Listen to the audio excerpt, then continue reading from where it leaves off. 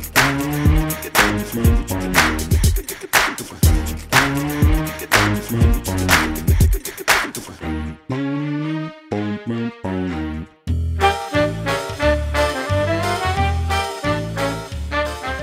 pain d'épices de Dijon tel qu'on le connaît maintenant, on dit que son origine remonte à un pain chinois qui s'appelle le mi-kong, qui date du Xe siècle, et ce pain avait la particularité de se garder très longtemps.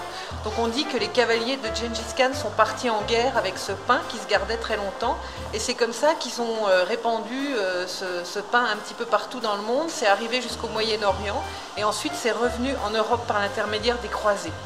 En tout cas, à Dijon, c'est une des duchesses de Bourgogne, Marguerite de Flandre, qui aurait rapporté la recette de son pays. Ça s'appelait le boichet. Donc la particularité, c'est que c'est fait à la farine de blé, parce que souvent, dans d'autres pays, dans d'autres régions, c'est fait avec de la farine de seigle. Mais à Dijon, ça doit être fait à la farine de blé. Et Dijon a eu beaucoup de fabriques de pain d'épices. À la fin du 19e et au début du 20e siècle, il y avait une douzaine de marques différentes. Et ça a employé 200 à 300 personnes. Puis après la Seconde Guerre mondiale, la production a décliné et il ne reste plus maintenant que 2 fabrications de pain d'épices. Donc Auger, c'est celui qu'on vend qui existe depuis 1852. Et il y a une autre maison qui est plus ancienne qui s'appelle Mulot-Petit-Jean, qui elle existe depuis 1796. La différence entre les deux, c'est la façon de l'aromatiser. Donc nous, Auger, il est aromatisé à l'orange, alors que chez Mulot-Petit-Jean, il est aromatisé à l'anis. Donc pour fabriquer le pain d'épices, on procède en 2 étapes. On fabrique déjà ce qu'on appelle une pâte mère, c'est-à-dire qu'on mélange déjà la farine et le miel. Et cette pâte mère, on la laisse reposer pendant 2 semaines. Et on peut la laisser beaucoup plus longtemps, on peut même le garder plusieurs mois. Il se fait déjà une réaction entre ces 2 éléments qui fait qu'après, quand on va incorporer la poudre à lever, ça va lever de façon homogène.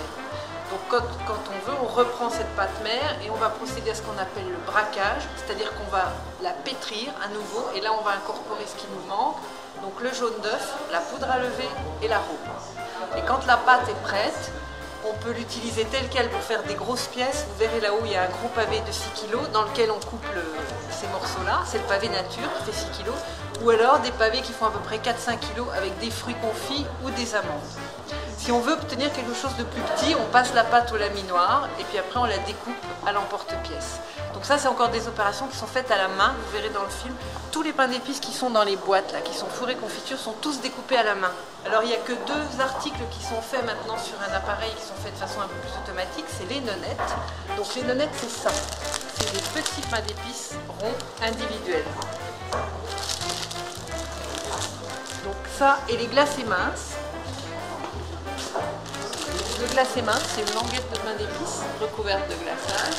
Donc ça, ces 2 articles-là, c'est fait sur un appareil qui s'appelle un four-tunnel. Donc là, c'est découpé, cuit, fourré, glacé sur le même appareil. Donc ça va un petit peu plus vite.